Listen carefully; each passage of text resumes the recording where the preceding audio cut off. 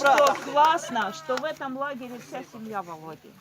Вся семья. И это говорит о том, что это классное место, это благословение. И для нас, ваша семья для нас благословение.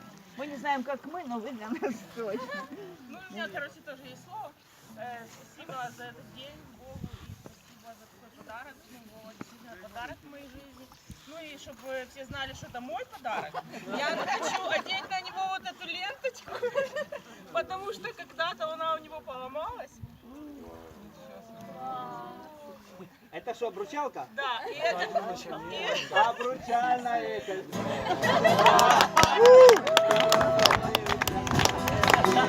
Ну, сердец одно решение.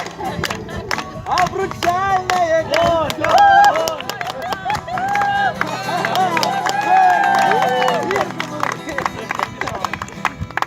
Слава Богу, сыны. Спасибо вам всем большое. Я очень благодарен Богу за то, что вы есть тут. И от каждого я что-то по чуть-чуть получаю. Каждый кто-то мне дает Божьей любви. Тем или иным образом, тем или иным словом, шуткой. Я очень благодарен Богу на самом деле. И вы для меня тоже благословение.